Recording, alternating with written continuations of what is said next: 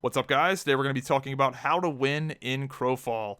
The Divine Favor system in Crowfall is one of my favorite things about this game. I like that the scoring is not straightforward. Most PvP MMOs, it's very basic.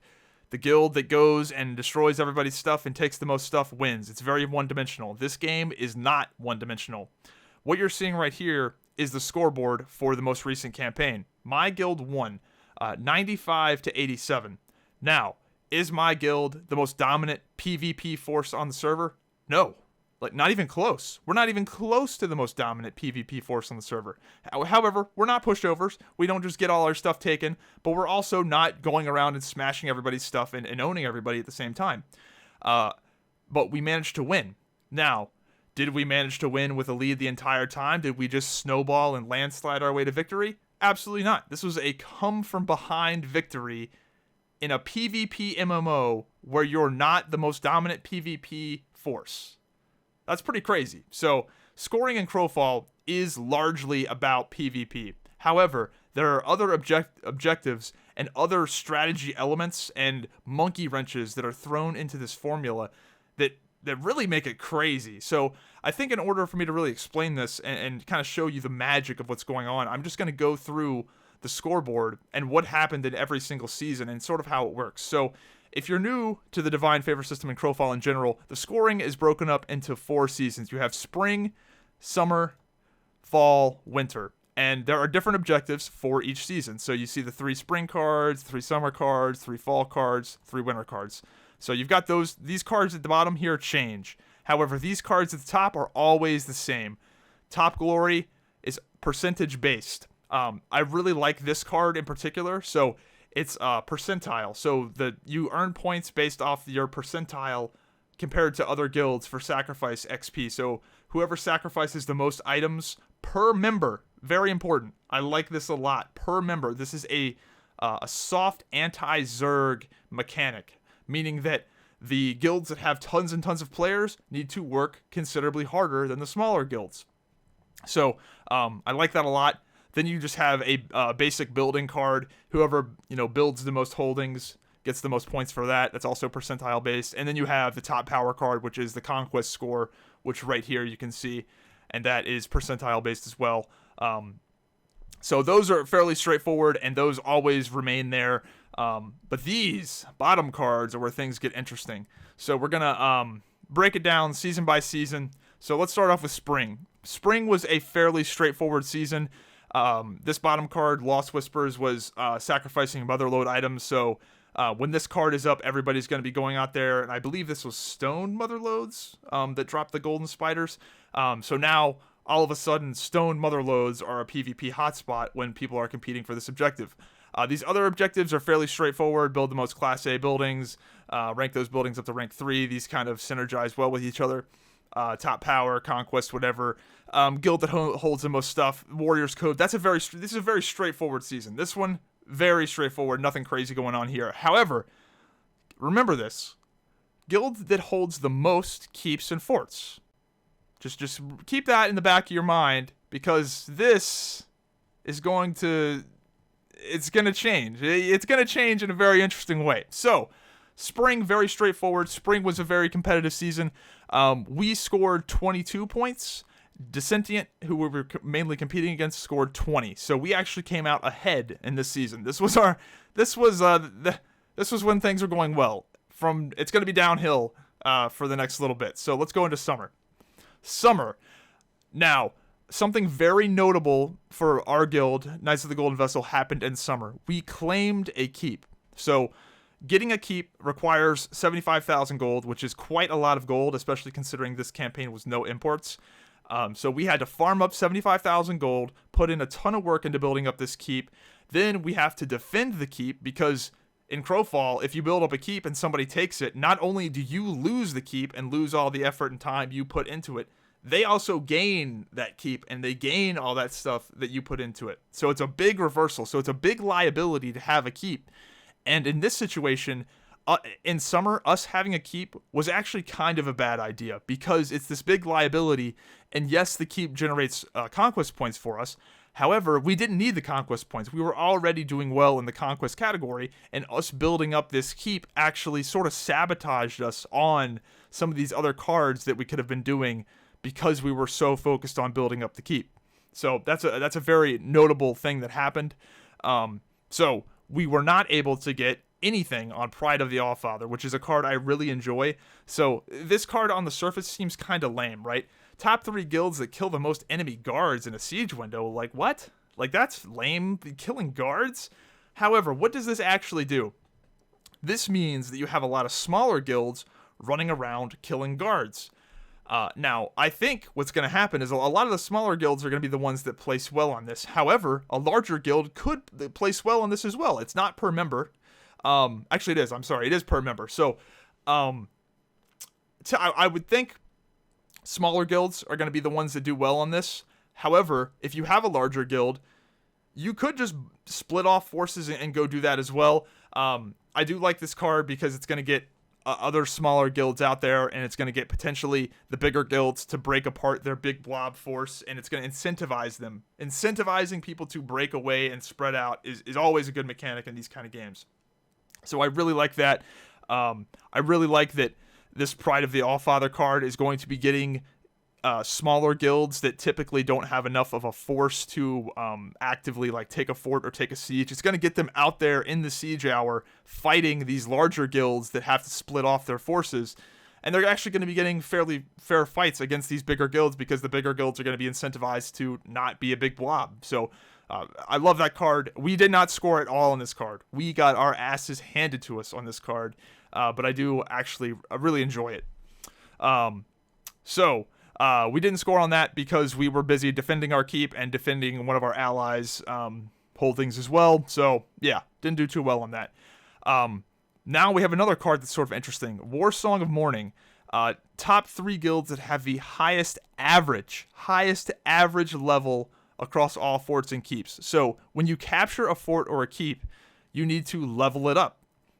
Meaning that if you go and capture a bunch of forts and they're all crappy, your average level is going to be low. So if you go and capture 10 forts and they're all level 0, then your average level is going to be 0. Or if you capture one fort and and rank it up to 10 and the other is rank 0, then you're going to have a rank 5 average level. So this card, War Song of Mourning, actually incentivizes you to only capture what you can build up. So it's going to disincentivize the big powerhouse guilds from going and just taking the entire map because they have to actually build it up or else they'll screw themselves with this card. So again, very smart card. I like this.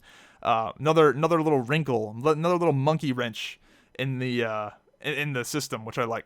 And then we have Reversal of Fortunes. Now, this typically I'm not 100% sure on how this card actually works. I'm not 100% sure if this card is a delta, meaning that if you start with 30 outposts at the start of the season and end with 60, do you get is it 30? Is your score 30 plus 30? Or is it total captures throughout the entire season? So if you capture 150 outposts total, lose some, whatever, your total is 150. I have no idea how it actually works. I'd love some clarification. We got our asses kicked on this card too. That's really my fault, honestly. So I went to the beach. I was chilling on the beach, and I am the primary outpost guy for our guild. So I was on the beach getting a tan while my guild was out there fucking working their asses off. So my bad on that one, guys.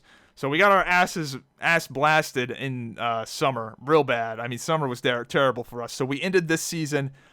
Dissentient had 41 points. We had 35. So now we are at a 6-point disadvantage. Now, let's get into fall. Fall is another straightforward season. Sacrifice the most enemy skulls. This is just basically a kills. Whoever gets the most kills per member, basically, and is able to cut their heads off. That's kind of a buggy mechanic right now, so that'll be nice when they get that axe chopping thing sort of figured out, and it's not quite as buggy. But this is also per member. So right now, KGV and Dissentient dominated this Curse of Knowing card. But I think in the future, when the game goes into beta or launches, this card is actually going to get... I think this card is going to get dominated by smaller guilds. I think there's going to be some smaller, like bandit, assassin type guilds that dominate this card strictly because it is per member. Per member. So I really like that. Right now, the big guilds got it, but I think if there's a guild full of just solid gankers, just bandits doing bandit shit, I mean, they're going to dominate this card on a per member basis. If I was in a one-man guild by myself, I would have owned that card. So that is kind of a theme, I think, right now. Like, these scores, this 95, 87, I don't think in the future, when the game becomes, when the population gets higher and there's more guilds competing for some of these cards, I don't think we're going to be seeing scores this high. I think we're going to be seeing scores in the 60s for the winning guild. So don't get too tied up in these Divine Favor numbers. So anyway, this is a fairly straightforward season. Build the most stuff, sacrifice. Yeah, fairly straightforward. The only thing that I like here, or the only thing that is sort of a monkey wrench, is this Jester's Folly card. So there are, let's see, was there a Landless card for the last one? No. So this is the first Landless card. Jester's Folly is a card that only guilds that have no holdings at all can participate in. So if you have no holdings at the start of the season, this is something you can be up for potentially. So this is something that we couldn't even score on this if we wanted to. None of the top guilds can score on this. However, what this card does is it's going to be getting guilds that don't typically get involved in these big sieges. If you're a Landless guild, you're not typically in the siege fights. You don't have a bone to pick with any of these, with anything going on for the most part, unless there's some politics happening. However, with Jester's Folly, now all of a sudden you're going to have these little rogue bandit guilds in these sieges trying to just kill enemy siege equipment because they want to get this card. And yeah, I think that's very neat. I like that there's cards that are getting people out doing things that they wouldn't typically be getting involved in, because it's going to create wrinkles and interesting little dynamics. The less straightforward it is, the better, I think. So fall, another fairly straightforward season. They did edge us out by 1 point, so Dissentient did increase their lead here. Final score in fall, 65-58. So, so far, spring, summer, fall there've been some wrinkles, right? Nothing too crazy, but you can kind of see what's going on. Winter, holy shit, winter is where it's gonna get bananas. So here we go. Winter. First card, Landless. That's sort of a non-factor here. Sacrifice, most rank 3 buildings, top 3 guilds with the most rank 3 buildings, blah, blah, blah. All this stuff fairly straightforward. All 5 of these cards. Nothing crazy going on. Except this one. This one is crazy. Okay, this card right here is crazy. 12 points to the top 3 guilds that have the highest average penalty across all keeps, forts, and outposts. So you want to have the biggest, baddest holding for the longest, is what that basically translates to. In practice, if we go back in time to when I was talking about summer, remember that keep that we got? How that keep was sort of a pain in the ass, and it caused us to lose out on points previously, and it was a big liability, and it really wasn't worth it. Well, now all of a sudden, that keep that's this huge liability is now our biggest asset. This keep, let me find it on the map here. So this keep that we built in Dahathos, let me see if it still shows the capture penalty. So if they were to capture this keep from us, we would lose 108,000 points. 108,000 points if we lose this keep. This is the most valuable thing on the entire map. And we have it, and everybody's going to be gunning for it, because if they take it from us, we're out. That's what this card basically translated to. This keep is do or die, our final stand here. So let's go back to the card here. View details. Winner. Okay, so it's the highest average penalty. So we have the big bad keep. What else does this mean? This means that we need to get rid of everything. It's a flash sale. We need to get rid of all of our outposts, all of our forts that aren't essential. So this sort of goes against these cards. So in order to build rank 3 buildings and to build class B buildings, you need to have forts. However, you don't want more forts than you need. So we ended up having, I believe, 2 forts. So we ended with 2 forts and 1 keep. Now, if we would have had a ton of forts, or if another guild was that, like, let's say there was a guild that just built tons and tons and tons of stuff, maybe we'd have to lose these cards because we would not want to divide our capture penalty, our 108,000 capture. Basically, our 108,000 capture penalty is divided by what we hold. So it's going to be divided by our keep and our 2 forts. So 108,000 divided by 3, that is what our capture penalty would be. So we need to get rid of everything we don't need. So huge monkey wrench there. What this meant in reality was there was a server-wide battle for the Dahathos keep. So every guild, every major guild was in this keep fight in some way or another. So what happened was Winterblades and Dissentient were gunning for it. Winterblades was helping Dissentient. If Dissentient would have destroyed that keep, we would have lost. So basically, all the people that Dissentient pissed off joined with us. These are people that we typically fight. They joined with us and held them off, and it was this awesome server-wide battle. It was honestly one of the coolest things in Crowfall. We held the keep. So we held this keep, and we managed to get rid of all of our crap that we didn't want. Now what? So right, mission accomplished, right? We held the let's see, let me get back to this. So mission accomplished, right? We held the keep. We got rid of all of our stuff we didn't want. We have a very, very high capture penalty. What else is there to do, right? That's it, right? No, that's not it. Why is that not it? Because now Dissentient is in a place where they can get second. So Dissentient can get second place on this card because they have a fort that they've also held up for a long time.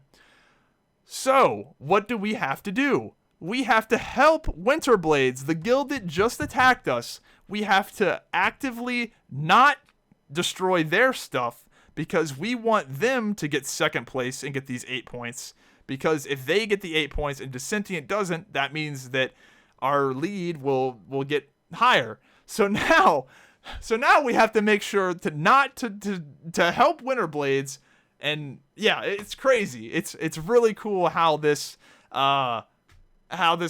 plays out and how these cards really allow for a lot of strategy and a lot of like politicking, and I think a lot of really cool things are going to come out of this game because there's so many of these weird monkey wrenches where never in a PvP game did I think I would be helping somebody that literally just attacked me so we can win. It's wild, and it all makes sense too. It's not like, I don't know, I just really like it. So anyway, we ended up winning. We ended up winning 95-87. Come from behind victory. We lost the previous 2 seasons. We got our asses beat in summer, lost in fall, came into winter at a pretty big deficit, and we just absolutely cleaned house in winter. Everybody in the guild really buckled down. We built the hell out of some buildings, man. We got top wealth. We got top Justicar's Law. We got top glory. We got top power. We did the most conquests. We held the keep. We got the card. I mean, we cleaned house in winter.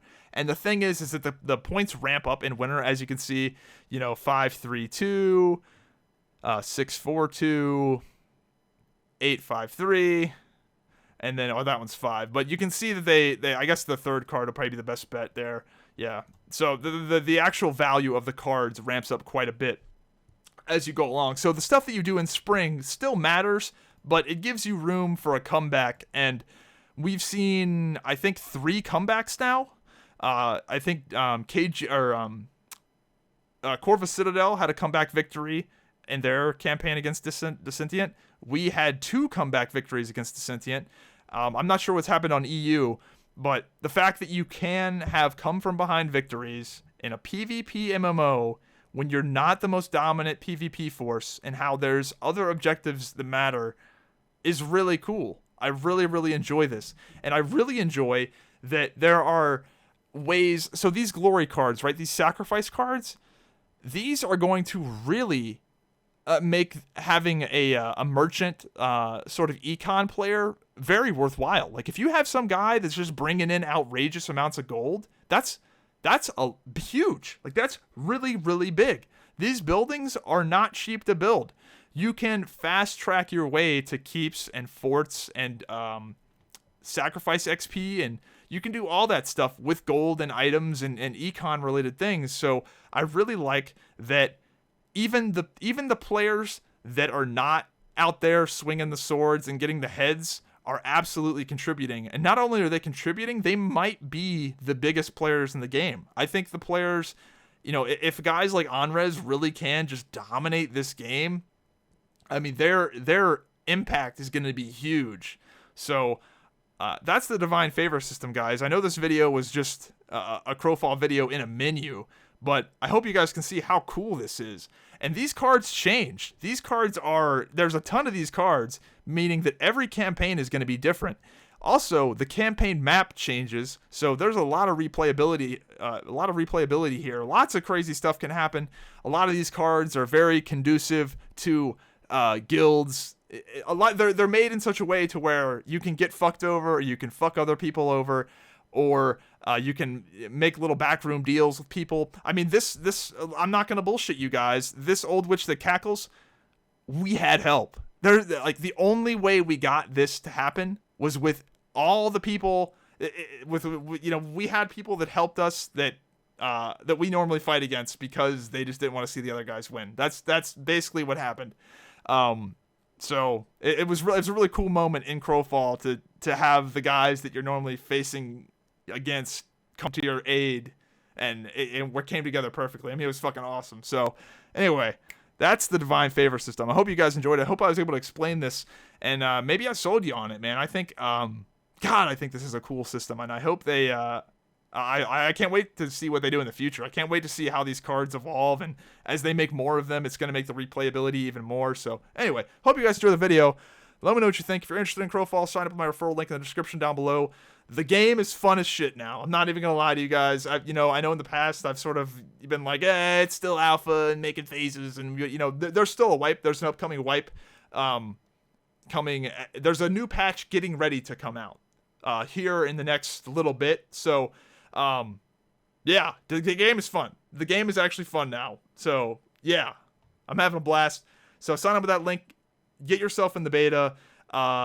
Sign up with it. Even if you're not gonna buy anything, just sign up so you get your spot in line for when that does start. And if you do decide to buy in, now's not a bad time because there is a wipe coming, and we got a new patch coming out, so it should be pretty fun. And I hope I see you guys in game. And don't kill my ass. Have a good one.